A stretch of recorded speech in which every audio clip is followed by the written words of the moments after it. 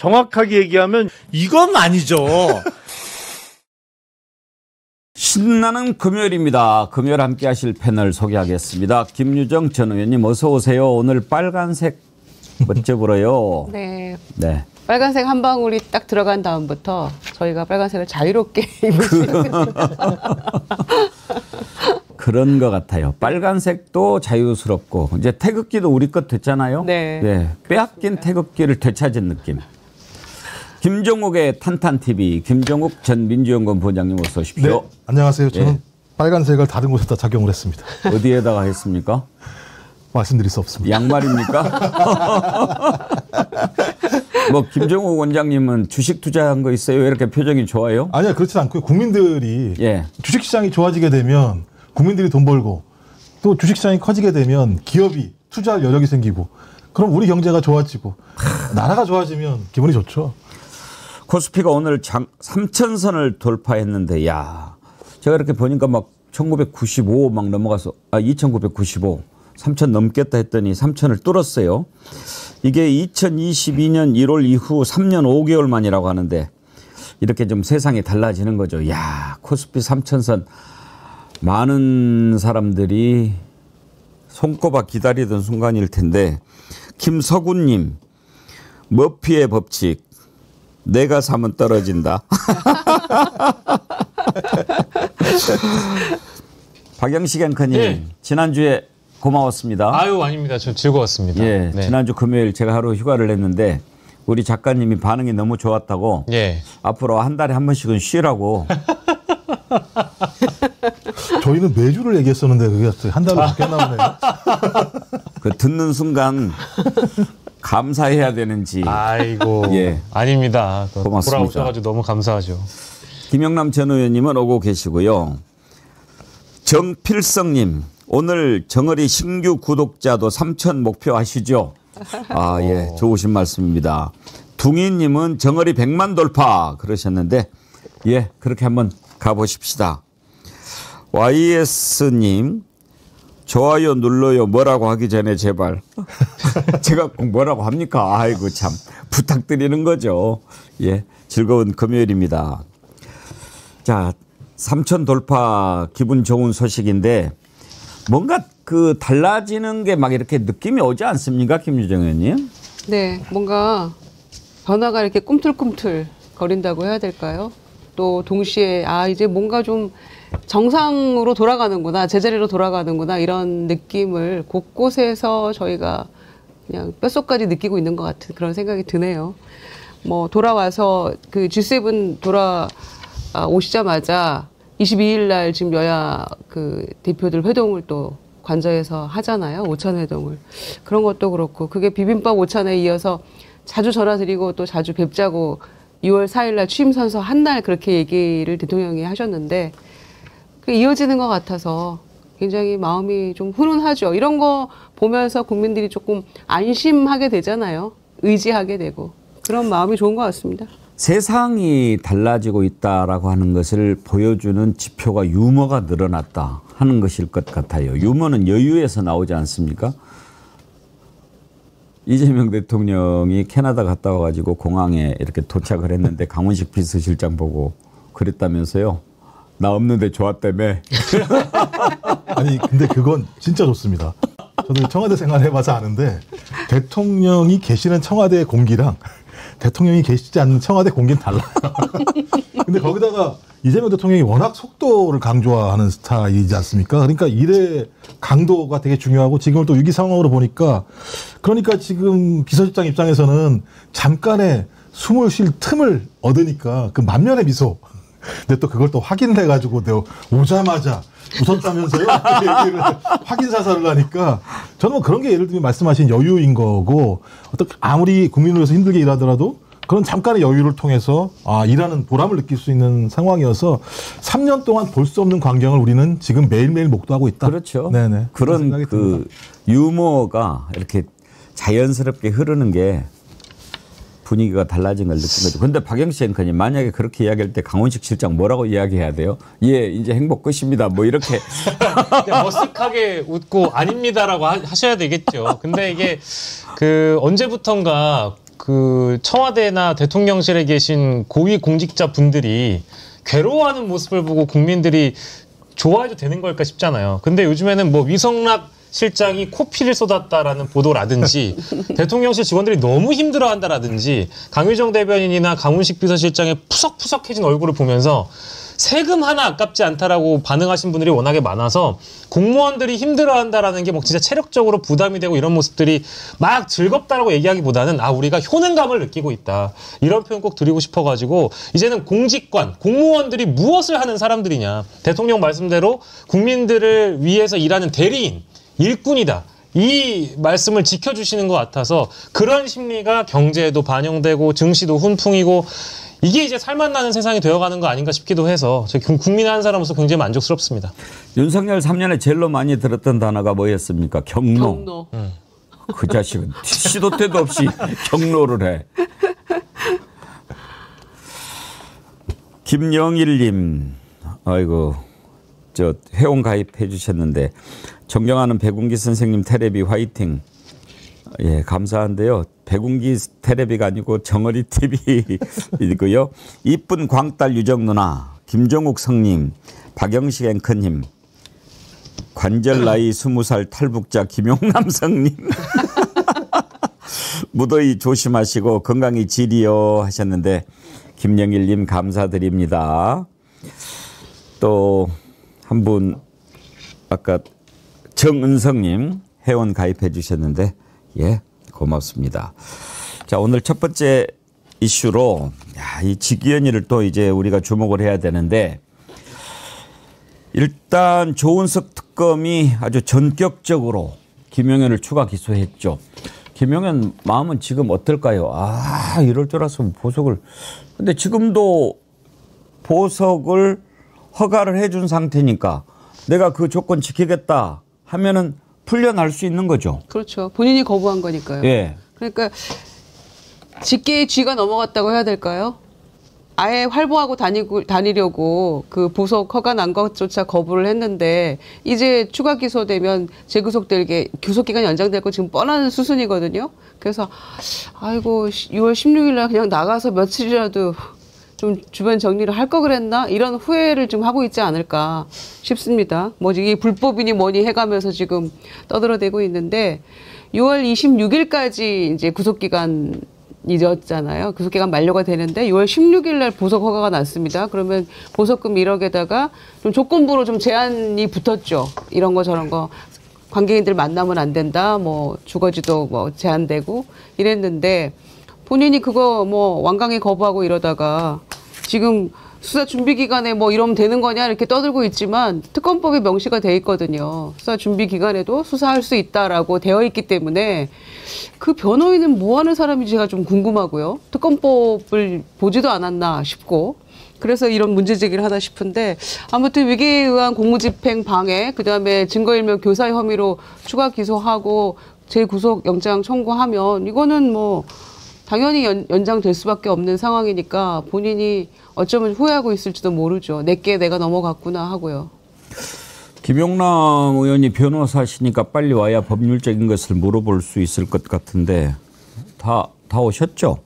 근데 박영식 앵커님 일단 지금 김용현이 추가 기소하고 영장을 청구하면 이거는 영장을 어떻게 발부합니까? 바로 직위원 재판부에서 발부를 하는 건가요? 그러니까 이게 대법원 예규에 나와 있는 대목을 소개를 해드리면은 이 관련 사건은 기존 재판부에 배당이 될 가능성이 높다고 하니까 법조계의 일반적인 전망이나 이 예규에 따르자면은 어쨌든 영장 발부도 안타깝게도 우리가 주제로 다루고 있는 직위원 판사가 결정할 가능성이 높다라는 겁니다. 뭐 아무래도 내란 전담인 직위원 부장판사 재판부로 또 합쳐지지 않겠다는 전망이 이제 우세한 상황이고 특검이 지금 추가 기소와 함께 구속영장 발부를 요청한 상태이다 보니까 이 요청을 받아들일지 여부를 저희가 좀 기다려봐야 되는데 이미 정부가 바뀌어 있고 우리가 직위원 판사에 대한 비판, 합리적인 비판을 지난 기간 동안 해온 대목을 직위원이라는 인간이 잘 받아들인다면 새 정부에서만큼은 직위원이 그동안 보여줬던 행동을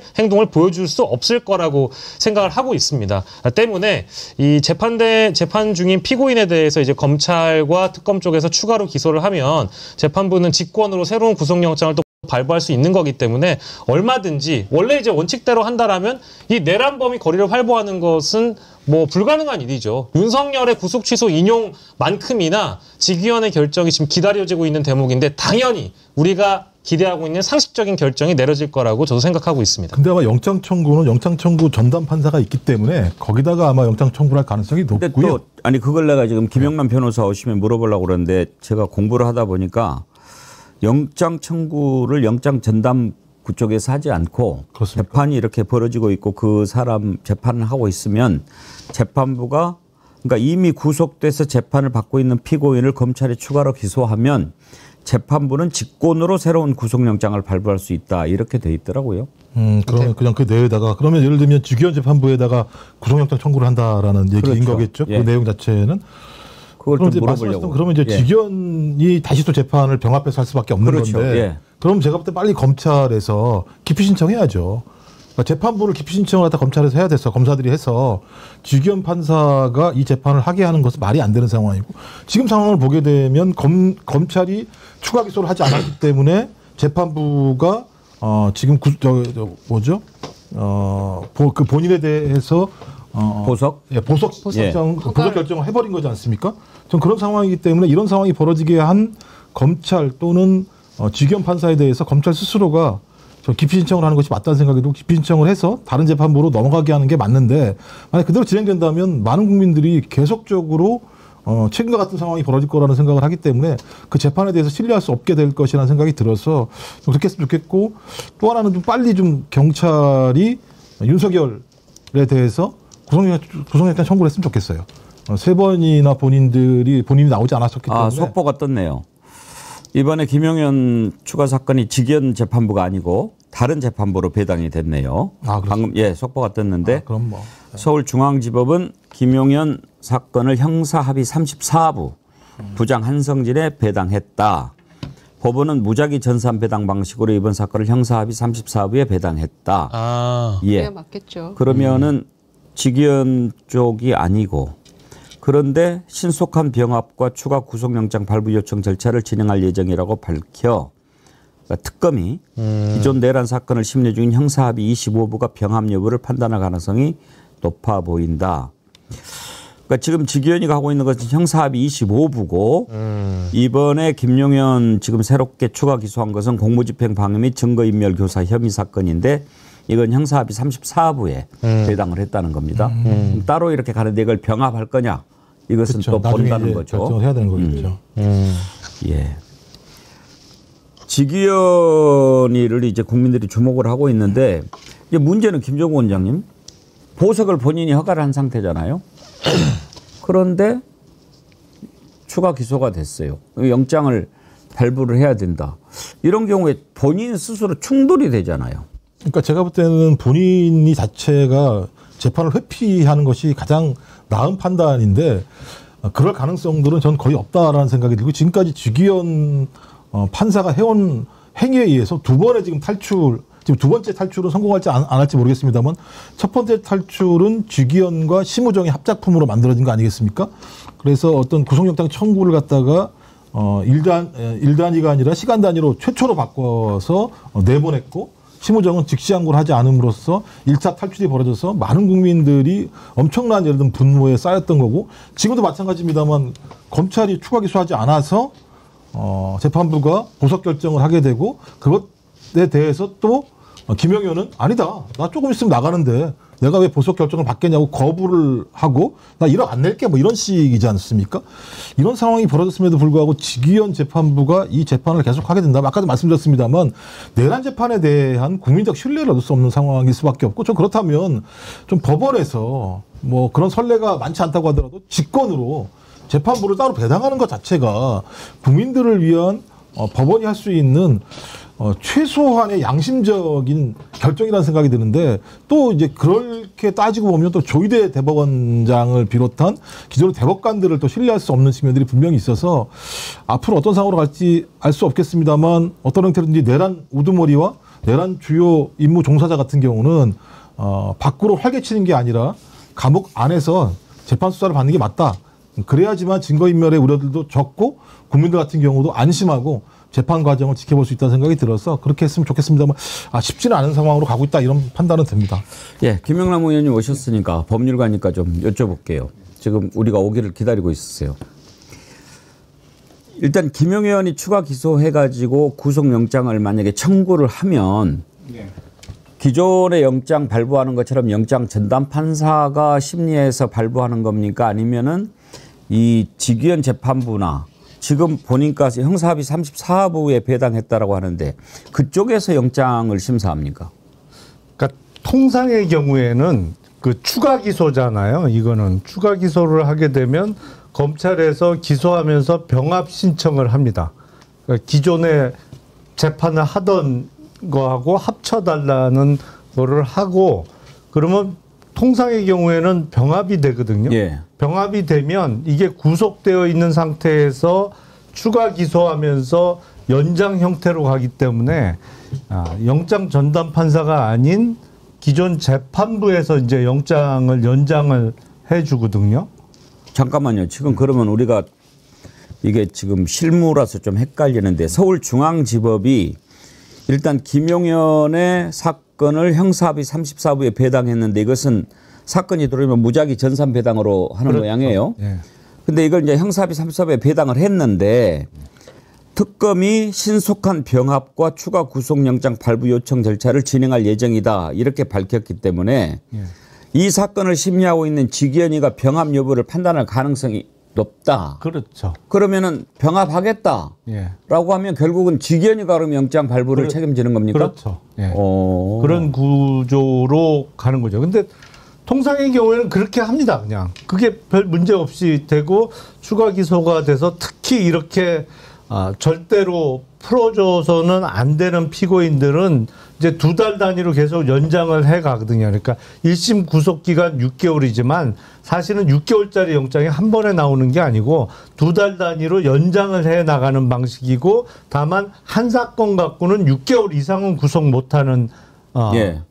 방식이거든요. 우리 구속 방식은.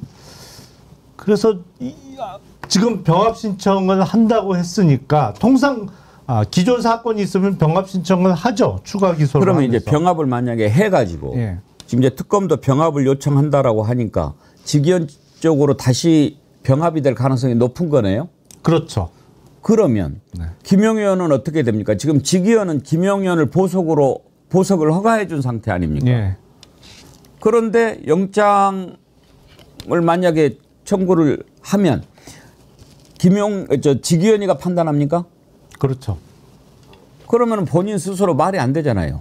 보석을 허가해 놓고 영장을 또 발부를 할까요? 아니 그 경우에 이제 보석 허가 결정을 취소하고 해야죠.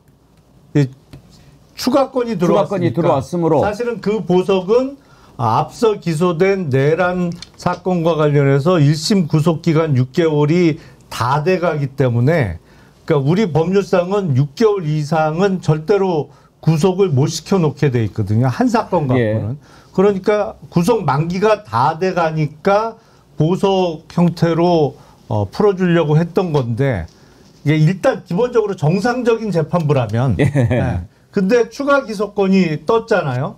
그러면 다시 2달 단위로 3번까지 6개월을 더 구속 상태에서 재판할 수 있게 된 겁니다. 그렇다면 판단을 해야죠. 이게 풀어졌을 때 그러니까 그야말로 보석을 허가해 줄 사유가 있느냐. 풀어줬을 때 도주나 증거인멸의 염려가 없고 보석을 허가해 줘야 되는 사유에 해당되느냐. 근데 이건 이른바 국사범이란 말이에요. 예. 다른 죄도 아니고 내란범이에요. 그럼 판단을 해야죠. 그러니까 추가건이 없을 때는 6개월 이상은 절대 우리 법상 구속을 못 시켜놓게 됐으니 풀어준 상태에서 재판을 할 수밖에 없지만 추가건이 들어왔기 때문에 이거로 앞으로 6개월을 더 구속해 놓을 수 있는 거고 법률적으로는.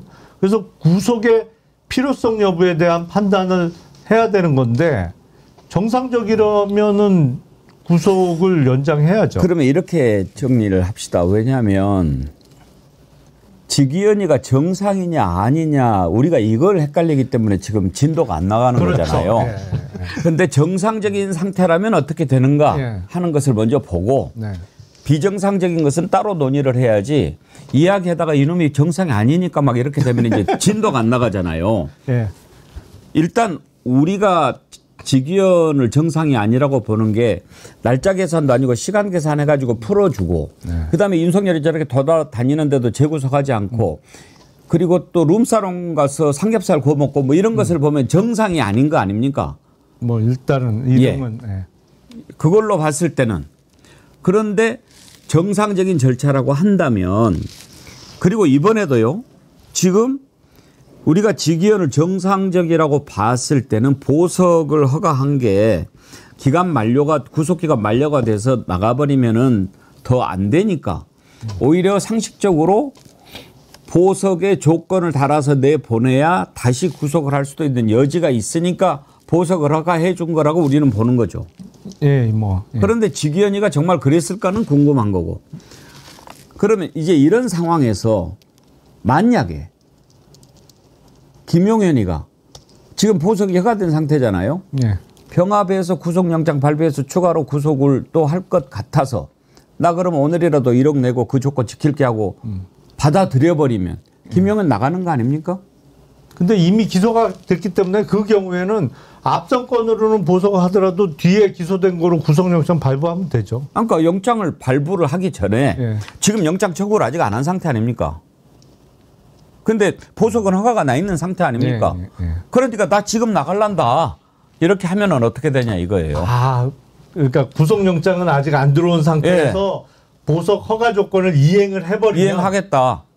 아, 그러면은 사실은 아직 구속영장이 안 들어와 있기 때문에 풀어줘야 되는 거 아닙니까? 풀어줘야 되는 지금 허가가 상황이죠. 나 있는 상태잖아요. 근데 본인이 안 하겠다고 항고를 지금 한 상태 아닙니까? 근데 나 항고 취하하고 나갈 거야 라고 하면 그러면 법률적으로는 보석으로 나가는 상황인 거죠. 그래서 빨리 그 직위원 재판부가 그걸 취소하라고 얘기를 하고 있는 거죠. 아, 그렇죠. 그 경우에는 네. 그 빨리 보석 취소를 취소를 해라. 할 수 있어요. 재판부에서. 보석 취소를 안 하니까. 그렇죠. 그게 문제인 거죠. 오늘 중으로 하겠죠. 오늘 중으로요? 빨리 영장 청구를 어제 해야죠. 해야죠. 반바지 입고 또 돌아다니는 거예요? 김용현이도 반바지가 있나요? 있겠죠. 그 지금 거의 뭐 내란 수계와 중요임무 종사자 1, 2가 반바지 입고 돌아다니는 모습을 우리가 지켜봐야 될 그런 황당한 상황이 올 수도 있겠는데 우리가 이런 것을 걱정을 해야 된다는 게 참 황당하지 않습니까? 그리고 이게 보면 특검법의 내용과도 직위원 판사가 지금까지 재판해온 거랑 충돌해요. 특검법에 의하면 모든 재판은 1심 6개월 이내에 결정을 한다. 2심과 3심은 3개월에 결정한다고 돼 있거든요. 특검법 안에. 근데 직위원 보면 막 2주에 한 번씩 재판하잖아요. 그렇죠. 그 속도로 하게 되면 1심을 절대 결정을 낼 수 없게 재판을 벌였어요. 그러면 이 얘기는 뭐냐? 1심, 그러니까 6개월 이내에 1심을 할 생각이 전혀 없이, 그러니까 작정을 하고 재판했다고 볼 수밖에 없는 거거든요. 이 중대한 사안, 6개월 내에 1심에서 판결이 나지 않으면 말씀하셨던 것처럼 그냥 풀어줘야 되는 상황인데, 풀어주는 사람이 누구냐? 내란의 주요 임무 종사자인 거예요. 근데 재판을 그렇게 했단 말이에요. 근데 이 사람이 어떤 형태로든지 다음에 특검에 의해서 추가 기소가 돼가지고 이 사건을 진행을 하게 됐을 때 직위원 판사가 6개월 내에 1심을 한다는 보장이 없는 상황이잖아요. 그러니까 그게 참 답답하긴 한데 이거를 재판을 이렇게 진행할 사건은 전혀 아니죠. 김영남 의원님 보시기에 법률가로서 지금 직위원 재판부가 김용현, 윤석열 재판을 얼마 만에 한 번씩 하고 있지 않습니까? 지금 윤석열이 일주일에 한 번씩 하는데 이게 정상적입니까? 아니면 좀 느슨한 겁니까? 느슨하죠.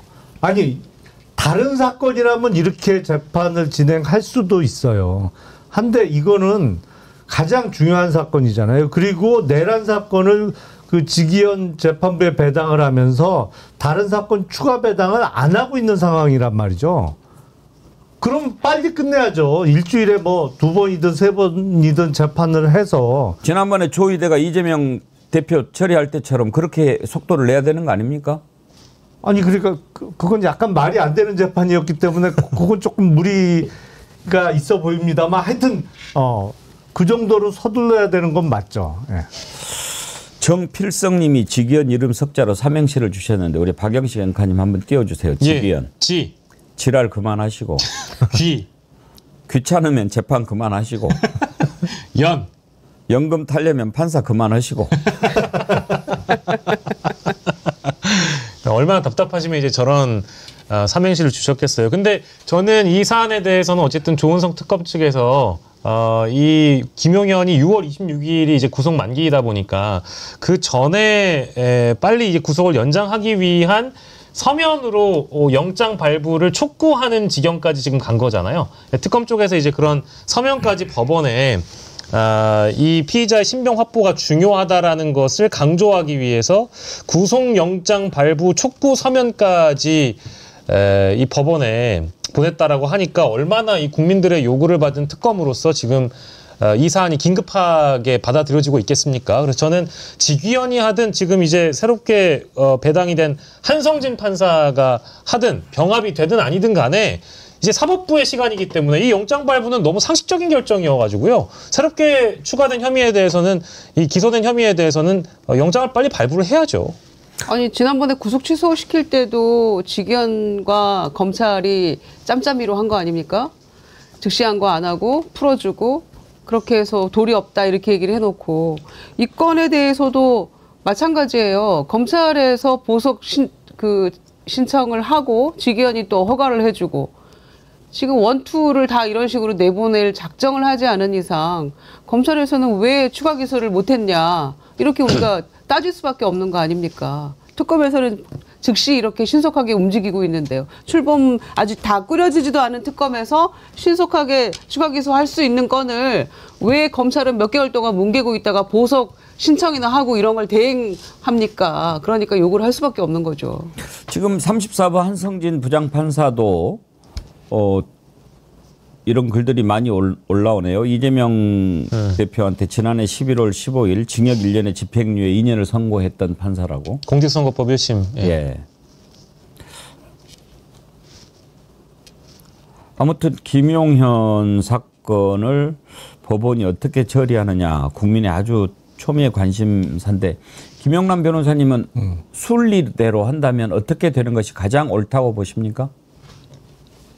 재판의 효율성이라는 측면에서는 재판부 두 개에 나눠서 각각 재판 진행하기보다는 통상의 경우에는 병합을 하죠. 기존 재판을 진행하던 재판부에 병합을 해서 같이 진행을 하는데 구속 기간 안에 재판을 끝내고 선고를 할 수 있도록 재판 진행을 서둘러야죠. 그건 당연한 상식인데 지금 법원도 그렇고 검찰도 그렇고 이게 상식하고 잘 안 맞게 돌아가고 있어서 근데 지금쯤은 정신 차리지 않았을까요? 글쎄요. 근데 정신 차린 것 같지 않아 보여요. 이게 벌써 내란이 일어난 지가 반년이 넘어갔는데 그리고 새로운 정부가 들어섰는데도 검찰도 그렇고 뭐 검찰은 원래 그렇지만 이번에 그거 하는 거 보십시오. 그리고 김건희 녹취가 이렇게 새로 나오는 과정을 보면 검찰이 얼마나 수사를 개판으로 했는지 알 수가 있는데 내란도 곽종원 전 특전사령관이 지금도 드러나지 않은 게 많다 이렇게 얘기를 하잖아요. 그렇죠. 그러니까 핵심적으로, 예. 핵심적인 것들이 아직 다 드러나지 않았기 때문에 내란 특검이 신속하게 빨리 움직여야 된다라는 생각이 드는데 이 와중에 김용현 풀어주고 좀 있으면 누구 풀어주고 지금 이렇게 진행이 될 판이니까 황당한 거 아닙니까 저희로서는. 그래서 좀 더 신속하게 수사에 착수해서 전모를 밝힐 필요가 있다라는 생각인데 지겨운 때문에 우리가 이게 딱 뭔가 브레이크가 딱 걸리는 느낌이 매번 들어서 그러니까 이제 이 외환 문제는 기분이 나빠요 지금 아주. 그러니까 외환 문제가 가장 중요한 것 같아요. 외환 문제가 전혀 수사가 안 되고 있는 상황이잖아요. 지금 얘기를 하는 게 뭐냐면 이제 원점 타격을 해라라는 얘기도 있었고, 그다음에 드론을 갖다가 말도 안 되는 고도를 낮춰가지고 실제적으로 공격하는 것처럼 했다. 그다음에 아파치 헬기 같은 경우도 마찬가지입니다만 자기들 스스로가 왜 이렇게 하지? 이 정도 상황이 되게 되면 전쟁이 발생할 수도 있는 장면들이 있는 건데 이게 아파치였고 드론 같은 경우도 저희 북한에 있는 고위직들이 있는 곳에 아래로 하강한 것이 있었고 그다음에 연평도에서 포격 훈련을 하는데 거의 뭐 상상을 초월할 정도의 포격 훈련을 했던 내용들이 다 확인되고 있는 거지 않습니까? 그래서 지금 드론사 같은 경우 그다음에 이 내란의 가장 주요한 핵심적인 역할을 했던 방첩사 같은 경우 여기에 대한 수사가 전혀 진전되지 않고 있다라고 얘기하고 있는 상황인데 이 사람들이 밖으로 줄줄이 나오면 뭐 하겠습니까? 이렇게 우려가 되고 있는 상황들에 대한 증거인멸을 조직적으로 할 수밖에 없는 상황이지 않습니까? 근데 이 조직적인 증거인멸을 검찰과 주기현 판사가 방임한다라고 하는 것, 방조한다라고 하는 건 실제로 이 사람들이 내란의 공동체라고 하는 부분들을 스스로 자인하는 거나 마찬가지 상황인데 이걸 우리 국민들이 내두고 받을 수가 있는가라고 하는 근본적인 문제가 있어서 말씀하신 것처럼 빨리 가둬야 될 것 같고요. 빨리 가둬야지만 저는 말씀하신 것 지규현 재판부에 병합을 한다고 하더라도 특검법에 의하면 6개월 내에 1심 판결을 내야 되니까 결정을 낼 수밖에 없는 상황이어서 빨리 좀 구속수사가 다시 추가로 돼가지고 국민들이 좀 안심했으면 좋겠다 이런 생각이 듭니다. 근데 김영남 의원님 특별재판부를 설치한다든지 내란과 관련해서 재판부를 따로 설치하고 이럴 수는 없나요? 그거는 특별재판부는 쉽지 않은 문제죠. 사실은 그거는 특별검사까지는 우리가 법을 만들어서 하고 있습니다만 특별재판부는 그게 법률로서 가능한지는 좀 따져봐야 됩니다. 그거는 그러니까 우리 헌법상에 물론 이제 그 헌법상에 그 법관에 의해서 재판을 받을 권리가 있기 때문에 특별재판부도 법관으로 구성하면 된다는 의견도 있고 아니면 개별 사건을 위한 특별재판부는 헌법에 반한다는 의견도 있기 때문에 그거는 조금 논의가 한참 진행이 돼야 될 겁니다. 근데 대한민국의 역사가 이렇게 정신 이상한 판사 하나에 의해서 좌지우지 되셔야 되겠습니까? 지금 또 김용현도 그렇지만 지금 윤석열에 대해서도 지금 3차 출석도 거부하지 않았습니까? 네. 그러면 경찰이 영장을 신청을 할 것 같은데 만약에 윤석열에 대해서 영장을 신청하고 검찰이 청구하면 이것도 지기현이가 발부합니까? 그거는 아니죠. 그거는 아니죠. 이건 다릅니까? 예. 그건 지금 구속 상태가 아니고 나와 있는 상태니까. 예. 이거는 별도로 영장 전담 판사가 지금 윤석열이 세 번째 출석 요구도 불응했거든요. 네. 그 불응한 이유가 뭐 다른 이유가 아니고 요건이 안 돼서 그렇죠. 그런 얘기를 하더라고요. 죄가 되지 않는다는 이유로 출석을 죄가 되는지 안 되는지 지가 이야기를 해요. 그렇죠. 스스로 판단하면 안 되는 거죠. 그거를 왜 피의자가 본인이 판단해요. 죄가 된다고 얘기한 사람 누가 있어요? 그러니까 그건 말이 안 되는 불출석 사유인데 사유를 댈 게 없다 보니까 그렇게 얘기하겠죠. 네, 김건희도 마찬가지잖아요. 예.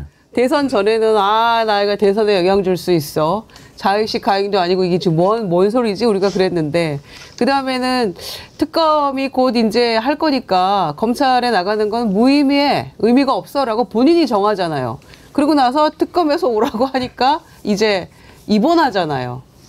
제멋대로인 부부가 둘이서 완전히 멋대로 그냥 다 본인들의 그 죄에 대해서 판단하고 검사, 판사 다 겸해서 하고 있더라고요. 변호인까지. 그게 너무 심각해요, 지금. 둘이 똑같아서. 그러니까 이게 사악하다는 생각이 드는 게, 이 사람들이 남을 수사할 때는 법과 제도를 막 가지고 놀아요.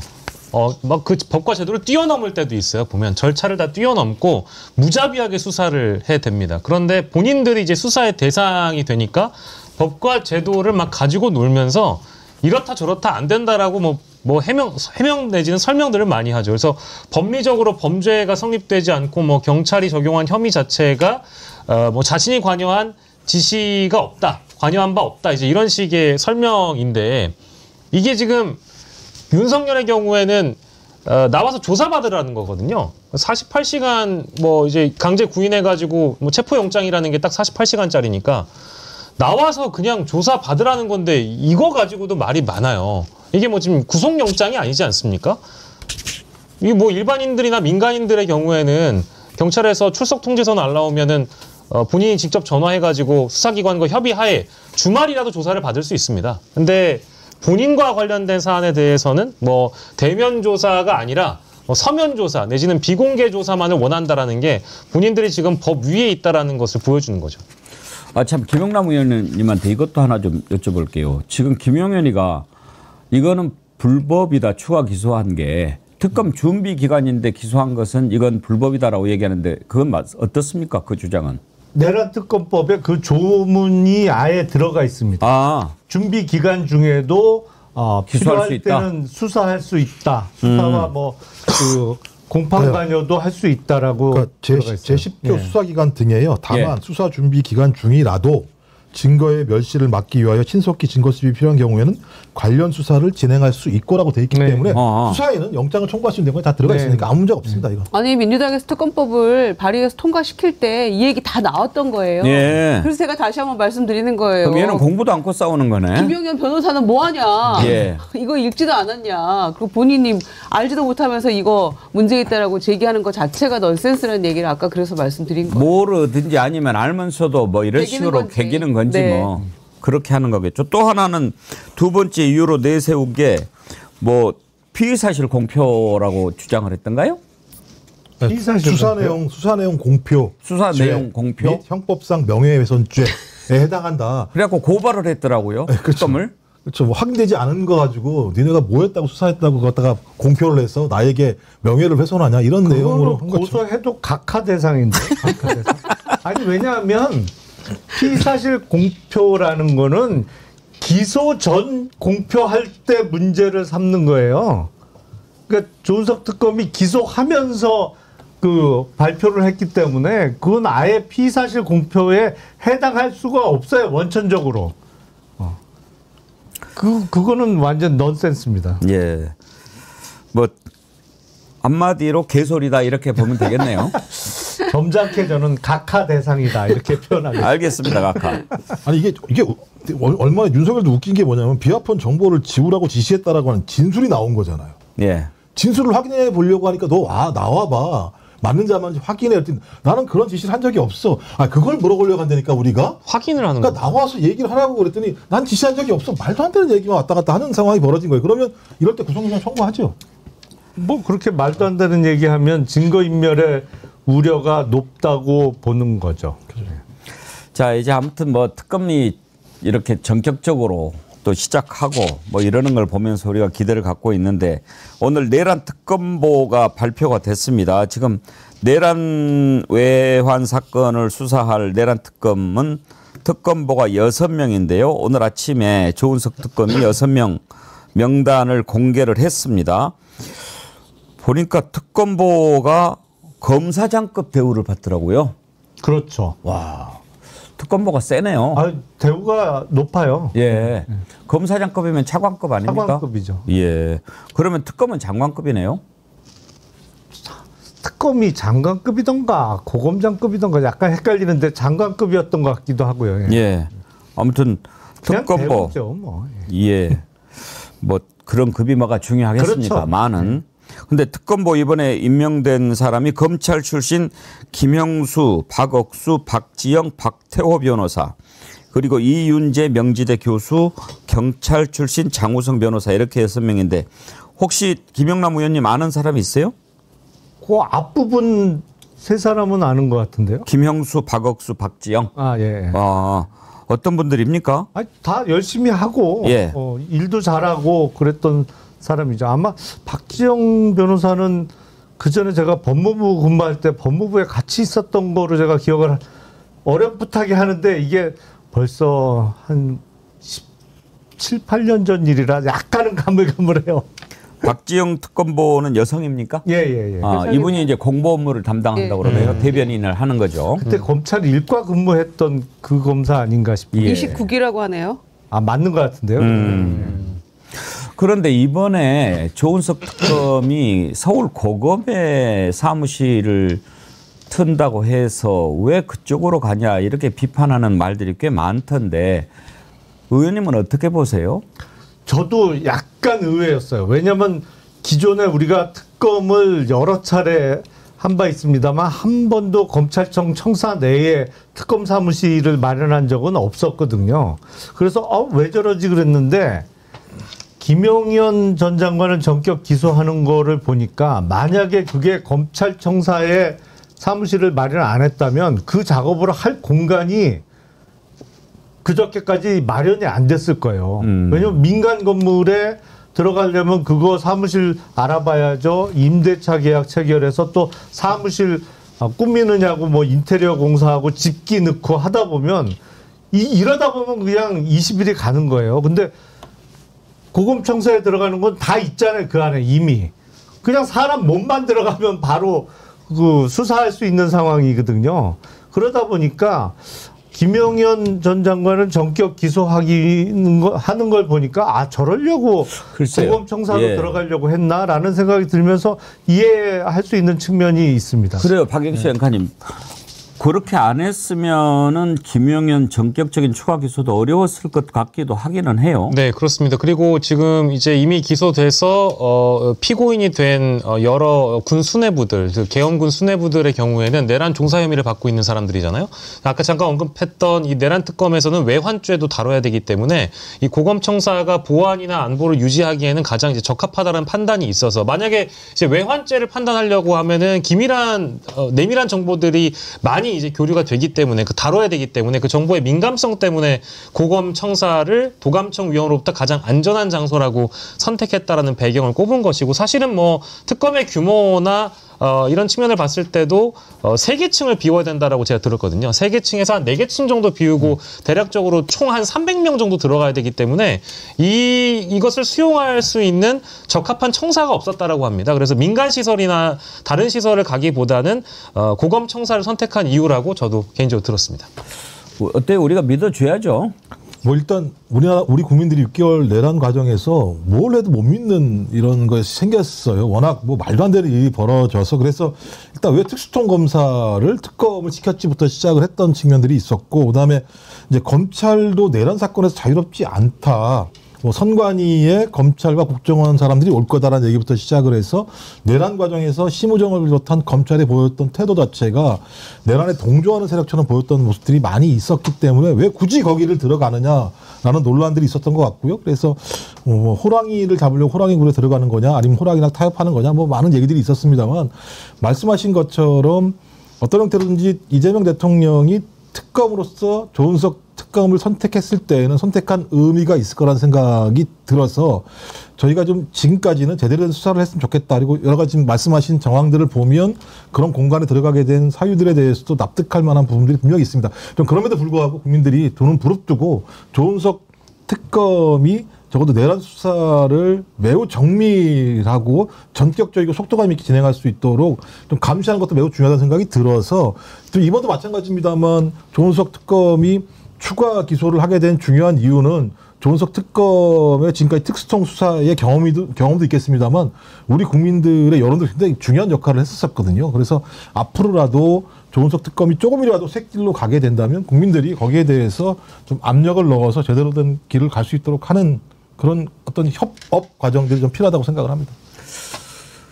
하나만 더 짚어보고 다음 주제로 넘어갈 텐데요. 김용현 관련해서는 거미줄 최종환님이 아주 쉽게 정리를 해줬네요. 앵커님 너무 복잡하게 생각할 필요 없어요. 간단해요. 나가봐야 청구하면 또 들어와요. 며칠 맛있는 거 먹다가 들어옵니다. 그게 사실 더 괴로워요. 매도 한꺼번에 맞아야지. 쉬었다 맞으면 더 아파요. 두 번째 맞을 때. 아이고 참. 그 김건희가 지금 아산병원에 입원해 있지 않습니까? 뭐 우울증이라고 그러는데 누가 봐도 이제 면피 도망가려고 이렇게 하는 것인 걸 누가 모르는 국민이 어디 있겠습니까? 김건희도 지금 3번인가 출석 요구 불응하고 있는 상태 아닙니까? 이런 경우에는 어떻게 해야 됩니까? 그 병실에 있는 사람을 이렇게 끄집어낼 수 있습니까? 그러니까 이게 외과적 수술을 해서 정말 회복기에 있다라고 하면 그거를 강제로 구속하는 일은 잘 없죠. 이제 상처가 아물고 회복할 때까지 기다려 줍니다만 정신과적인 그 병명으로 입원했을 때 그게 전문의의 정신분열증 진단이 있으면 많이 고려를 합니다. 근데 우울증은 사실은 애매해요. 그래서 이 경우에는 어떤 출석이나 구속을 회피하기 위한 입원으로 보이는 측면이 많아서 이거를 뭐 고려해서 퇴원할 때까지 무조건 불구속이다? 그렇게는 못할 것 같아요. 저도 우울해요. 아니 12월 3일 비상기업 때문에 전 국민이 우울했어요. 사실은 우울증 때문에 입원을 하자면 저도 5천만 명이 입원해야 저도 돼요. 그때부터 우울했는데 김건희 입원했다는 얘기를 들은 대로 더 우울해요. 김유정 의원님 우울하지 않아요? 너무 우울해요. 너무 우울하고 우리 다 불면증이었잖아요. 이제 조금씩 잠 좀 잘만 하니까 또 입원했다고 하니까 더 열받는데 입원해 있어도 본인 신발 사이즈는 알려줄 수 있잖아요. 제가 계속 얘기하지만 샤넬 백하고 웃돈 얹어서 바꿔치기 한 신발 사이즈는 알려줄 수 있잖아요. 입 열 수 있는 거 아니에요. 너무 우울하고 어떻게 이렇게 마지막까지 부부가 우리를 괴롭힐 수 있나 싶으니까 더 화가 나죠. 어떻게 이렇게 마지막 품격은 좀 지켜야 되는 거 아닙니까? 이 마당까지 왔으면. 뭐 더더군다나 윤석열 측근에게 했다는 말이 또 보도가 되지 않았습니까? 국민일보 단독 보도로 제가 기억을 하고 있는데 아내가 많이 아프다라는 식으로 얘기를 했다라는 거예요. 그리고 병원에 입원을 한 것을 두고 뭐 오해다, 원래 우울증 치료를 받고 있었다라는 식으로 떠들어댔다라고 하는데 그거 믿을 국민이 어디 있겠습니까? 그리고 이 아산병원의 특혜 입원 의혹이라고들 이제 명명을 많이들 하시는 것 같은데 사실은 그 장면 보고 유쾌할 국민들 없을 겁니다. 지금요.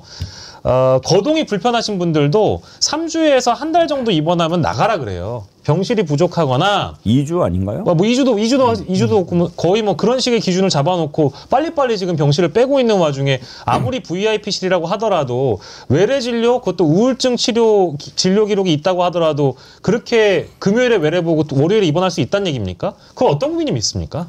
아니 그리고 제가 뭐 몇 번 말씀드린 적이 있는데 진단명과 같이 극심한 우울증의 경우에는 제일 염려되는 상황이 이른바 우울증 때문에 극단적 선택을 하는 게 가장 걱정되는 상황이잖아요. 근데 그런 극단적인 상황과 관련해서는 병원보다 서울구치소가 훨씬 안전합니다. 그렇다고들 그러더라고요. 예.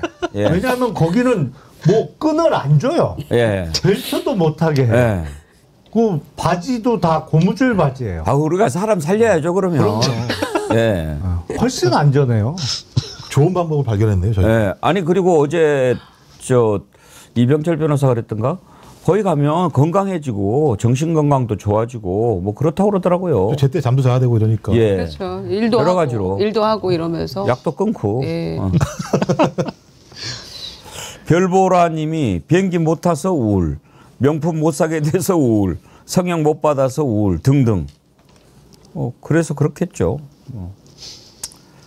근데 제가 이 문제는 뭐 저희가 농담처럼 얘기합니다만 제가 볼 때는 명백하게 수사 회피하려고 하는 거니까요. 일단 검찰 두 군데에서 출석 요구를 한 상황이지 않습니까? 네. 도이치모터스 사건하고 이거 사건하고 그다음에 검찰에서 스스로 명백한 증거가 있다라고 하는 걸 공개적으로 밝힌 내용이잖아요. 김건희 주가 조작 문제와 관련해서 저는 이런 상황들을 김건희 라인이 몰랐을까? 저는 검찰 내부에 김건희 라인이 있다고 생각이 들고 수시로 이런 정보들이 김건희 라인 쪽으로 들어간다고 생각을 하거든요. 그러니까 그런 사실들을 미리 알았으니까 변호사들하고 모여가지고 어떻게 하면 좋겠냐라는 얘기들을 했었겠죠. 그러니까 아주 전통적인 방식이죠. 이런 일이 있을 땐 병원에 들어가자. 병원에 들어가서 2주간 시간을 벌고 내부에서 이런 다양한 얘기들을 통해서 그 다음 스텝을 밟자라는 얘기를 했는데 제가 볼 때는 지금 나오고 있는 증거가 검찰에서 나오고 있기 때문에 명백한 것 같아요. 이건 그냥 빼박 증거들이 나오는 상황이어서 김건희 씨가 아무리 병원에서 숨어 있으려고 하더라도 갈 길은 말씀하셨던 것처럼 감옥일 수밖에 없다라는 생각이 저는 지금 흐름 자체가 그렇게 가고 있다고 생각합니다. 이거 하나만 더 짚어봅시다. 지금 특검이 이제 윤석열, 김건희 여러 가지 다 털어낼 텐데 문제는 이번에 주가 조작 관련해서 4년 만에 뭐가 나왔잖아요. 그게 뭐 저절로 나왔겠습니까? 애들이 안 찾아니까 그렇겠죠. 그래서 민주당의 김병기 원내대표가 그동안 김건희를 비호해온 정치검찰은 특검의 수사를 받아야 한다. 4년 동안 주가 조작 사건을 수사하고도 김건희를 무혐의 처분했던 검찰이 특검이 출발하자마자 새로운 녹취 증거를 우연히 찾았다고 한다. 지나가던 소가 웃을 일이다. 이렇게 이야기했는데 이 검찰 수사 특검이 할 수 있죠? 그거야 뭐 물론 그 관련 사건으로 해서 예. 특검의 수사 범위가 그 명시되어 있는 16개 사안인가요? 그거를 수사하다가 발견한 범죄 혐의에 대해서는 수사를 할 수 있기 때문에 할 수 있죠. 그러면 이제 김용남 의원님이 만약에 그게 특검이라고 생각합시다. 지금 정당인이라서 특검 자격이 안 되겠지만. 예. 근데 검찰을 상대로 이제 수사를 만약에 하게 되면 예. 너 왜 이거 그때 저기 안 했어? 그래서 내가 뭐 실력이 부족해서 이렇게 나올 거 아니에요. 그런 것을 고의적으로 이것을 안 찾았다, 찾고도 숨겼다 이런 것을 밝혀낼 수 있나요? 그거는 이제 그 수사 라인이 있잖아요. 밑에 검찰 수사관도 있고 수사 검사 위에 이제 결재 라인, 부장, 차장, 검사장이 다 관여된 사건이니까 주로 그런 경우에는 직권 남용 혐의가 적용될 가능성이 높습니다. 그러니까 누군가 예를 들어서 검찰 수사관이 이런 증거가 있어서 이게 기록에 첨부해야 됩니다. 그런데 야 그건 빼. 뭐 지금 만약에 이번에 발견했다라는 녹취 파일이 4년 전에도 입수가 됐었는데 법원에 증거로 제출 안 되고 어딘가 묵혀 있었다면 그건 뺀 거잖아요. 빼는 과정에서 야 이건 빼라고 했다든지 아니면 밑에서 이런 증거가 있어서 기소하는 게 맞습니다라고 의견을 올렸는데 안 돼. 무조건 이거는 무혐의해야 돼. 라고 했다면 그렇게 한 사람의 직권 남용 혐의가 있는 거죠. 내지는 일부러 고의적으로 증거를 못 본 척 했다든지 하면 직무유기 혐의가 적용될 수가 있습니다. 그러니까 수사 결과를 봐야 되겠습니다만 뭐 처벌할 수 있는 죄명은 있어요. 아니요, 이 김건희 특검 16가지 중에 맨 마지막이 뭐냐면 각 사건에 대한 조사, 수사, 방해라고 하는 게 들어가 있어요. 그러니까 그냥 무조건 이건 수사할 수 있는 내용인데 2021년도 7월 달 검찰 압수물품 목록에 뭐가 나와 있냐면 매매 보조자료 녹음 파일 녹취서라고 하는 그러니까 압수 물품 목록에 있는 거예요. 거기에 보면 미래에셋 대우가 들어가 있어요. 그러니까 제가 볼 때는 이걸 확인해 봐야 되는 거죠. 그 목록에 들어가 있었으면 그 내용을 이미 검찰은 알고 있었는데 지금까지 뭉갰으면 수사 방해가 되는 거기 때문에 명백한 대상이 되는 측면이 있고 또 하나는 김주현 민정수석과 김건희가 비화폰으로 통화했다는 내용이 있잖아요. 이것도 마찬가지입니다만 요거 같은 경우도 김주현 불러가지고 수사할 수 있는 거죠. 전 그래서 제가 볼 땐 지금 검찰에서는 아마 다 자료를 가지고 있는 것으로 보는 게 맞지 않을까 저는 그 생각이 들어요. 예. 이때 어제 SBS 단독 보도를 보면 그 녹취 파일을 받았다고는 하는데 당시에 기존 수사팀이 녹취 파일 중에 김건희 것만 빼고 다 받았답니다. 일부러? 예, 그러니까 그건 이제 일부러인지 모르겠는데 검찰이 받은 자료에는 김건희 육성 녹음 파일이 포함되지 않았고 다른 인물들의 녹취만 있었다는 거예요. 그러니까 이 미래에셋 대우 쪽에서 받은 녹취 파일에는 당연히 압수수색 대상에 포함이 되어 있는데 지금 방금 교수님 말씀 주신 것처럼 근데 도이치모터스 주식 매매 기록을 포함해서 녹취 파일을 받을 때 김건희 육성만 빼고 받은 거예요.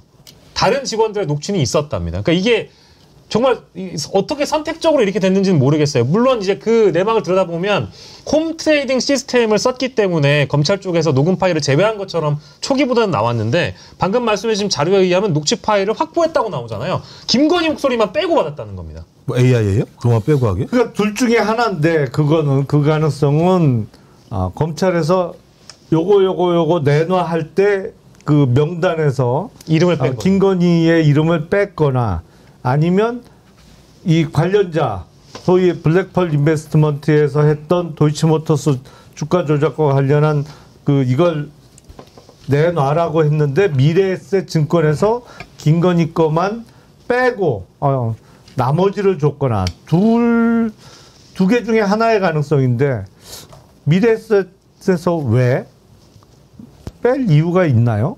잘 모르겠는데. 저희들은 다 알잖아요. 어떻게 했을 것인지 뭐 모르는 사람이 어디 있겠어요. 그래서 지금 민주당에 진작 우리가 그거를 좀 이야기를 해줄 걸. 특검법에 이 새 특검에 한해서는 진실의 방을 설치할 수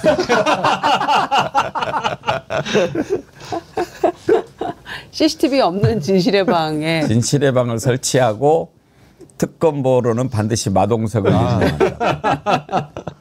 쉽게 해결이 될 건데. 네, 오늘 특검과 관련된 내용을 살펴봤는데요. 앞으로도 할 게 많이 있으니까 이 다음으로 넘어가겠습니다. 예, 아까 김유정 의원님이 왜 신비복숭아냐 물어보셨는데 신비하니까 겉은 빨간색 그런데 속은 하얗고 그 맛은 신비하고 그래서 신비복숭아인데 참비료님 경북만 팔아주지 마시고요. 호남 복숭아도 아주 좋습니다. 화순 복숭아 최고입니다. 참고 부탁드립니다. 예, 신비복숭아가 호남에서 나오는지 잘 모르겠는데 아무튼 뭐 좋은 데서 골라서 드리겠죠. 예. 아니 뭐 저희가 못 먹어도 좋은데 냄새 맡게 해주셔야 되는 거 아닙니까? 준비 안 됐습니까? 아이 참. 다음 주까지 이게 있으려나 모르겠네. 있으면 제가 해드리겠습니다. 아, 우리 김종호 앵커님 항상 뭔가를 드렸는데 오늘 못 드렸네. 아니 이게 냄새만 냄새가 좋다고 말씀하셨죠. 향기가 아주 좋더라고요. 향긋하고. 향기가 진짜. 그래서. 그래요? 기다리세요. 제가 사 먹겠습니다. 기다리세요. 아, 사 먹겠습니다. 자. 아, 낯섭니다. 저는 주먹이 나오는 줄 알았어요. 뭐 먹어라 이런 느낌. 복숭아하고 비슷하잖아요. 네. 그 이번에 이제 추경 규모가 아주 큰데 이재명 대통령으로서는 약속을 지키는 거지요.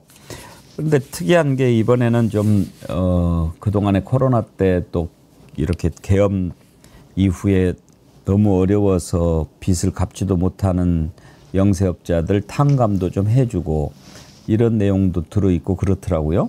박영식 앵커님. 네.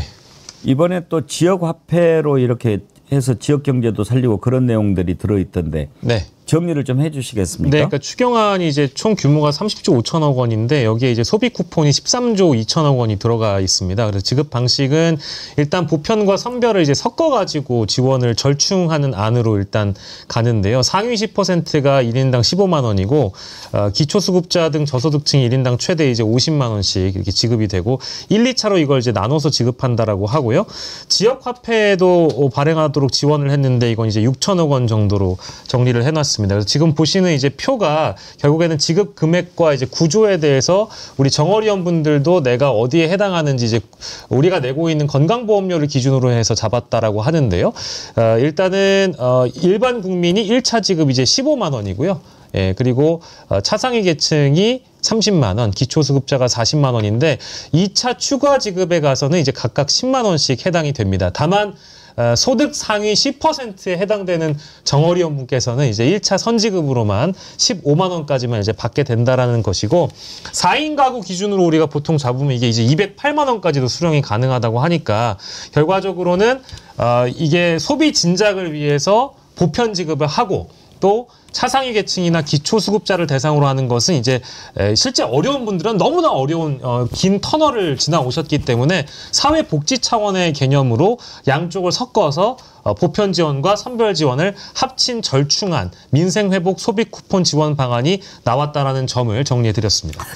이제 소득 계층별로 주는데 대다수 일반 국민들은 25만 원씩 받으니까 4인 가족 기준으로 평균 100만 원씩 들어오는 거잖아요.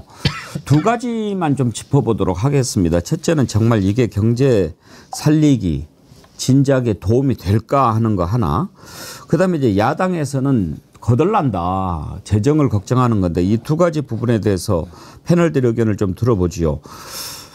어떻습니까? 김유정 의원님 도움이 될 거라고 보십니까? 일단 도움이 되죠. 지금 일단 자영업자 폐업이 재작년에만 100만 명이 넘었거든요. 그리고 그 대출 연체하는 거 그것도 뭐 11점 몇 %가 넘어섰기 때문에 역대 최고치에 달할 정도로 그 정도로 지금 자영업자 소상공인들이 어려움이 많아서 일단 지역 화폐를 통해서 뭐 수개월 내로 이 유통 기한이 있는 거잖아요. 그러니까 몇 개월 내로 다 써야 된다. 그렇지 않으면 이거는 이제 없어지는 거기 때문에 그 기간 동안에 바짝 경기 회복에 도움이 된다는 거죠.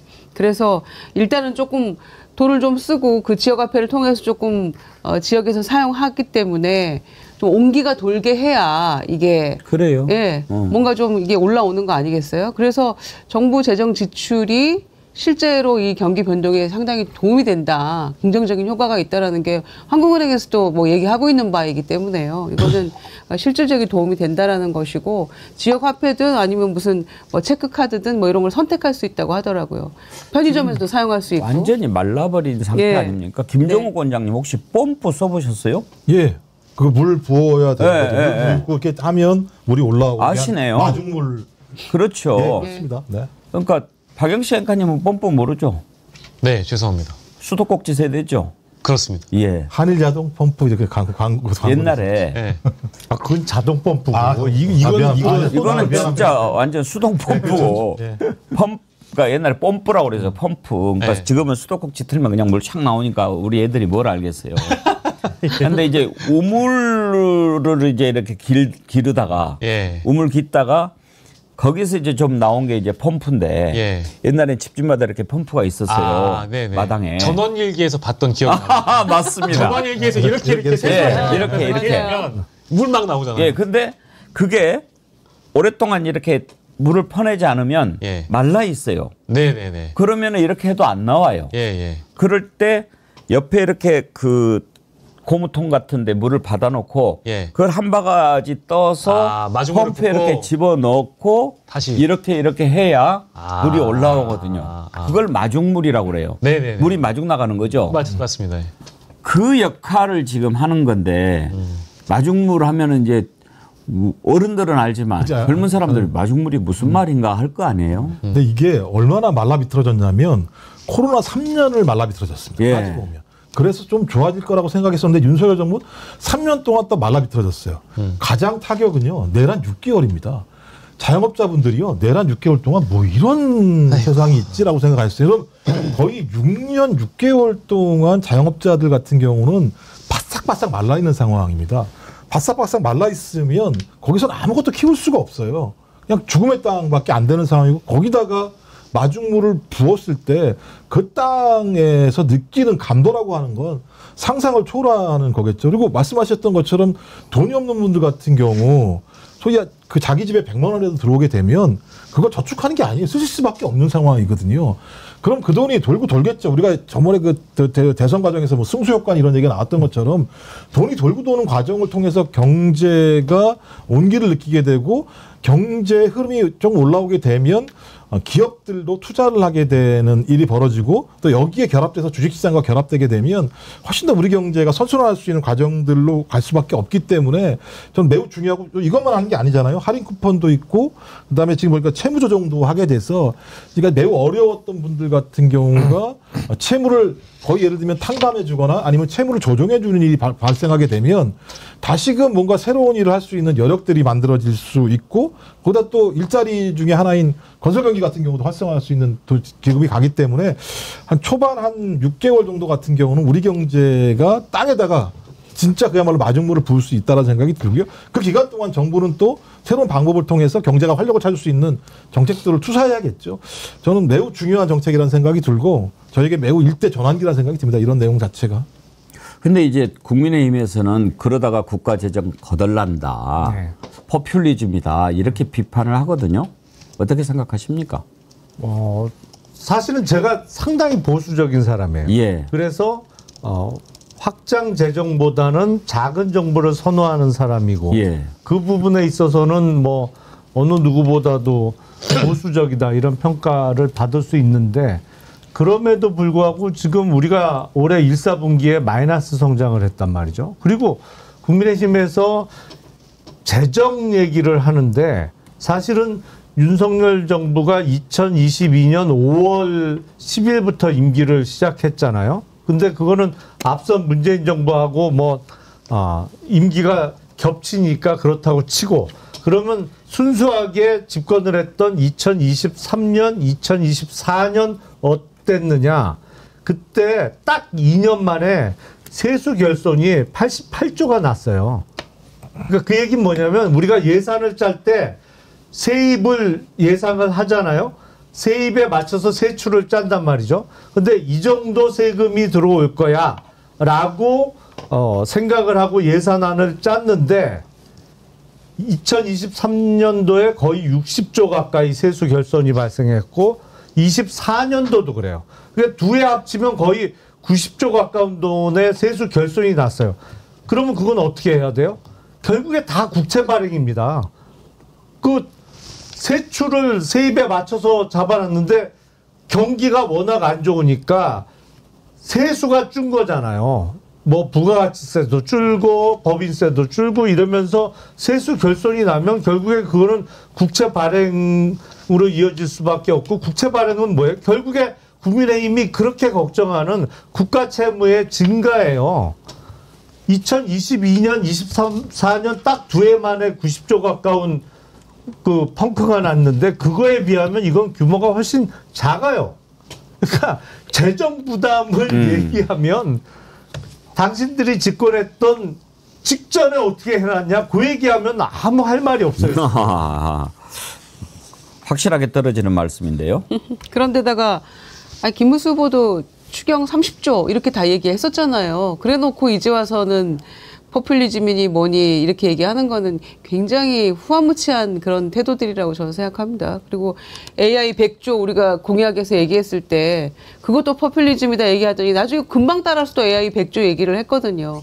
그럼 그때 그렇게 국민들한테 약속했던 그 부분은 나중에 어떤 식으로 실행에 옮기려고 그렇게 막 던져놨던 것인가에 대한 해명도 필요하고요.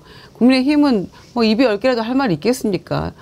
그러니까 사람을 살려놓고 뭐라고 그래야 될 거 아닙니까? 쟤네들이 다 죽여놓고 이제 와서 살리겠다고 하는데 그걸 가지고 뭐 주사를 약만 먹이면 될 거를 주사를 놔야 되냐 이따위 얘기하고 있는 거 아니에요? 지금 사람이 죽어가고 있는데. 그러니까 아무리 비판을 위한 비판이라고 하더라도 지금 이제 출범한 지 한 달도 안 된 정부에서 어떻게든 경제를 살려보려고 하는 이 추경안에 대해서 국민의힘이 어제 논평 낸 걸 보니까 이게 대통령의 당선 사례금이다. 이제 이런 비판을 했더라고요. 그러니까 결국 포퓰리즘이고 정치 추경이고 뭐 이런 식의 비판인데 3년 반 동안 그럼 국민의힘은 뭘 했기에 대선을 내준 거겠습니까? 총선은 왜 내준 겁니까?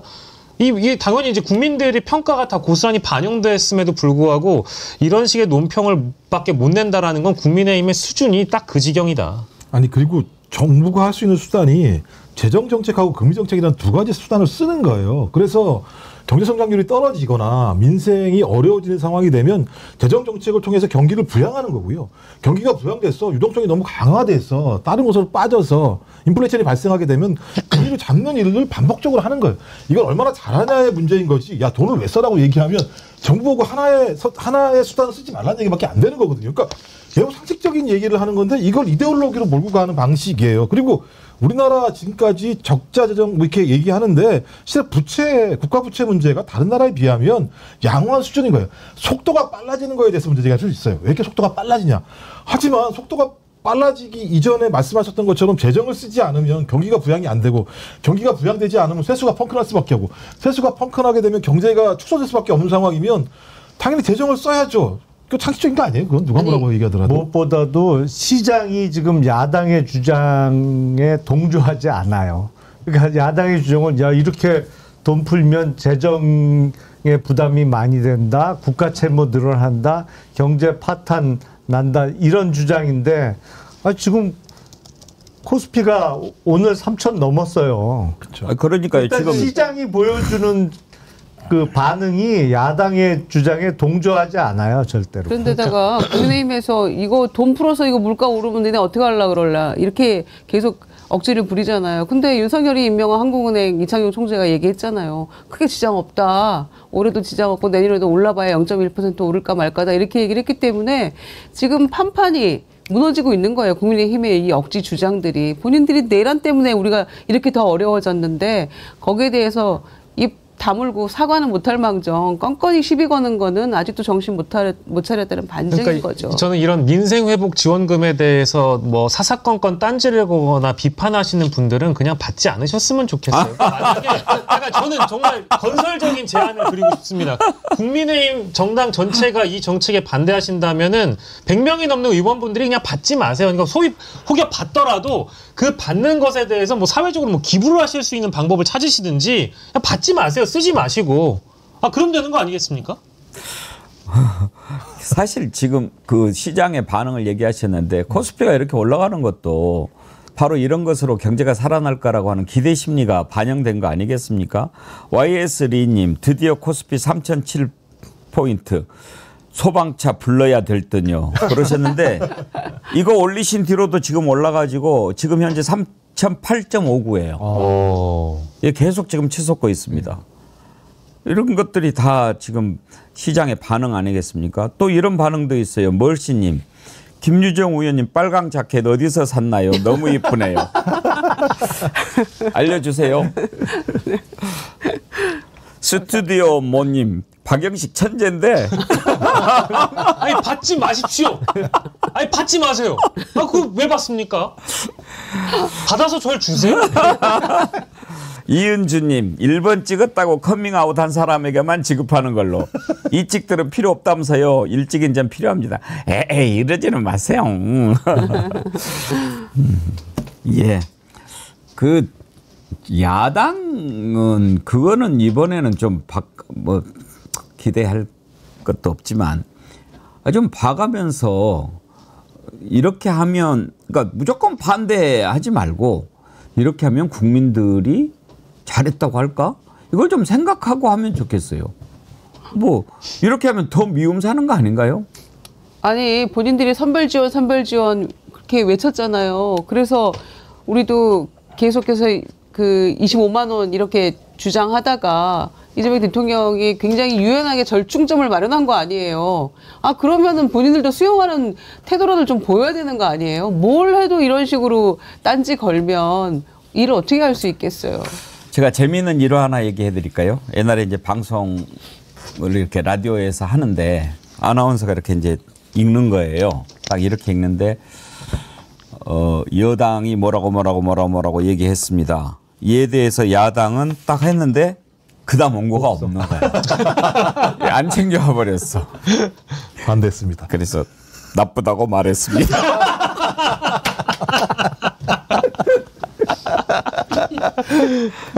그 방송 사고죠?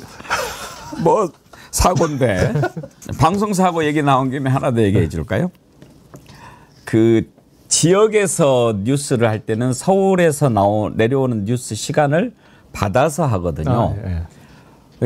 지금은 이제 끝날 때 이렇게 같이 봤는데 옛날에는 아침 뉴스를 할 때 잠깐 잘랐다가 다시 서울로 올려 보내는 식으로 편성이 돼 있었어요.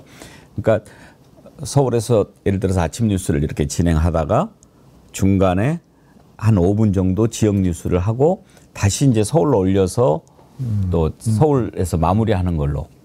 그러다 보니까 이 시간을 잘못 맞추면 방송을 하다가 잘라야 되는 경우가 있어요. 그러면은 이제 앞에서 PD가 막 이러는 거예요. 그 이제 자르라는 거예요. 급히. 좀 더 길게 하면 또 이렇게 또 하기도 하고. 그런데 하필이면 그때 날씨를 이렇게 이제 마지막 원고가 이렇게 됐는데 오늘 날씨는 뭐 이렇게 했는데 막 이렇게 내일 전해드리겠습니다. 오늘 날씨를 내일 전한다고. 야, 그 짤로 만들면 재밌겠는데. 방송사고 재미있는 게 많죠.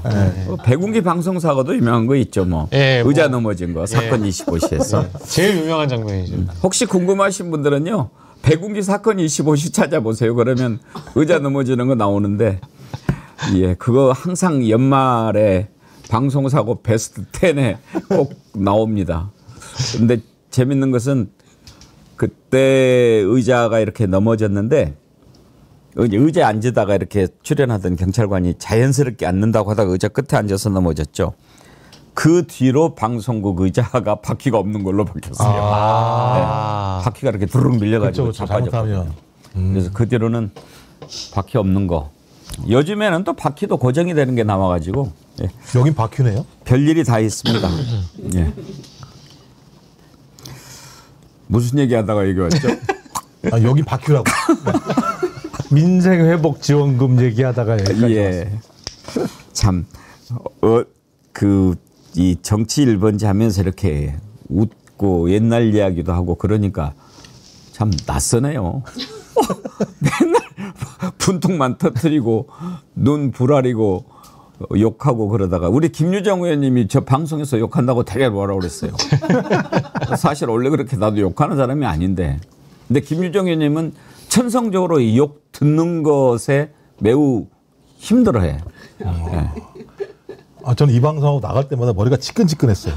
화를 내고 막 화가 나는 예. 상황이니까 그래서 이걸 해야 되나 이걸 왜 하고 있지 이런 생각이 들 정도로 너무 머리가 자괴감이 들 때가 너무 있어요. 머리가 아픈 네. 거예요 앞이 진짜로. 안 보이니까 네. 답이 없고 이런 답답한 마음이 계속되니까 진짜 다 같이 힘들었죠. 뭐 하고 있지 막 이런 생각 들잖아요. 네. 그리고 아무리 해도 이렇게 보이지 않을 때. 맞습니다. 근데 저는 그런 생각이 들 때마다 이제 제가 뭐 그렇게 대단한 게 아니고 그런 걸 생각하면서 참았어요. 옛날 독립운동 하셨던 분들, 그렇죠. 민주화 운동 하셨던 분들. 그러니까 우리가 1945년에 일본이 패망하면서 해방이 됐는데 1943년부터 45년 사이 그 2년 기간에 창씨 개명한 사람이 제일 많았다는 거 아닙니까? 그러니까 일제 36년이라고 하잖아요. 30년 넘어가고 35년 넘어가니까 이제 희망이 사라진 거지. 아, 독립 되겠어? 그러면서 이제 그때 변절자가 제일 많아지고 창씨 개명하고 완전히 그냥 절망하고 그랬다고 하는데 민주화도 마찬가지죠. 닭 모가지를 비틀어도 새벽은 온다라고 할 때 그거를 정말 믿는 사람과 또 이미 그때 변절해가지고 갔던 사람 그런 사람들이 많잖아요. 근데 문제는 그렇게 변절했던 자들이 또 잘 살고. 그렇죠. 네. 그나저나 정진석은 경찰이 지금 조사 안 해요?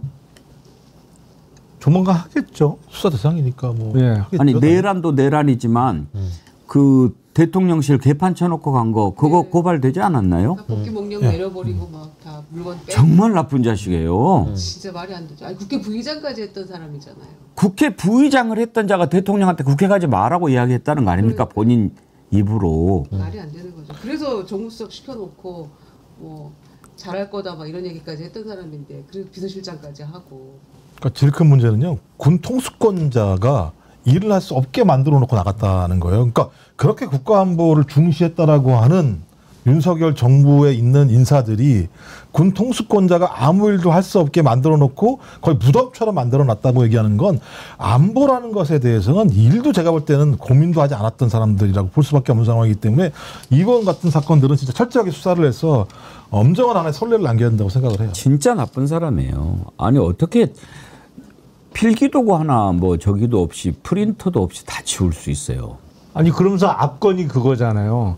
2022년 5월 10일 날 윤석열 임기 시작할 때도 청와대가 텅텅 비었었다. 아니 그때는 대통령실을 용산으로 이전했으니까 청와대가 비었지.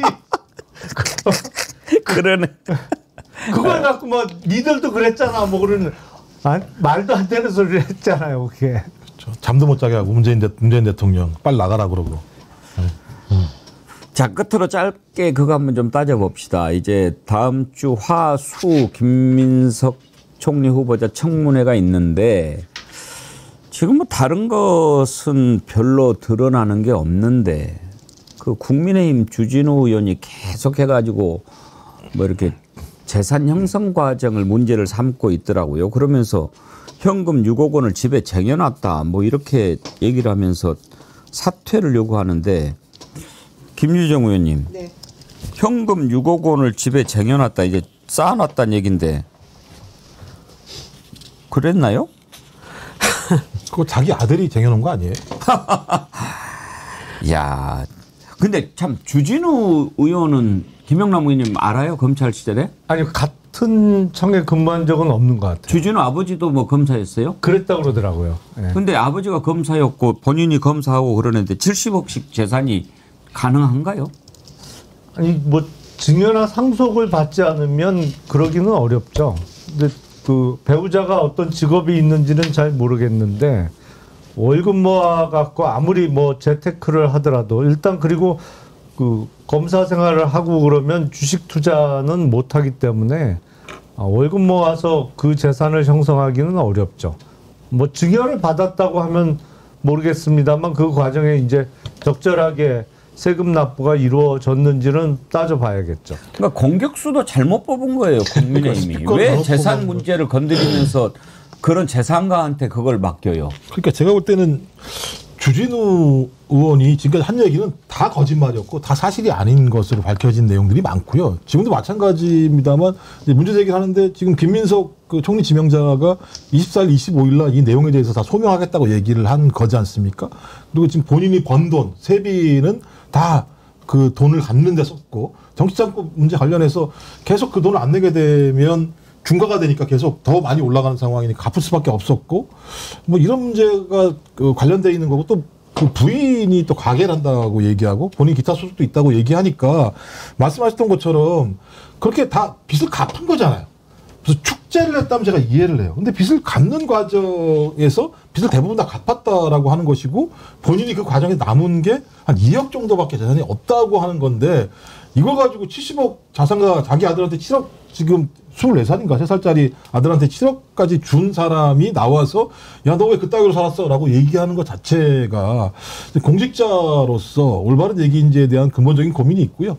제가 볼 때는 뭐 지금 김민석 지명자 스스로가 법적으로는 아무런 문제가 없다고 얘기를 하고 있으니까 계속 국민의힘이 제기하고 있는 재산 형성 과정, 이게 재산을 형성했다고 볼 수 있는지 잘 모르겠어요. 2억을 갖다 형성했다고 표현할 수 있는지 모르겠습니다만 하여튼 그 빚을 갚는 것을 어떻게 했는지에 대해서 24일날 25일날 설명하면 제가 볼 때는 해결될 문제라는 생각이 들어요. 아니, 그러니까 야당한테 검증을 하지 말라는 얘기가 아니라 검증을 하면 할 수 있는데 이제 이 검증을 도덕과 윤리적 차원에서 망신 주기식의 검증이라는 것은 좀 차원이 다른 문제죠. 근데 재산 형성에 대해서 의혹을 제기하면서 뭐 전처를 증인으로 채택한다라는 방식은 저는 모르겠습니다. 정치권에서 이런 경우도 처음 봤기 때문에 이거 한낱 이제 의혹을 부풀리는 수준의 의혹 제기라고 보고 또 그 의혹을 제기하는 사람이 재산 형성 과정이 그 주진우 의원 본인이 어땠는지에 대해서도 지금 뭐 설명을 했다고는 하나 여전히 이제 국민들이 받아들이기에는 그러면 너는 잘났냐라는 식의 손가락질을 받을 만한 그런 또 의혹을 받고 있는 상황이어서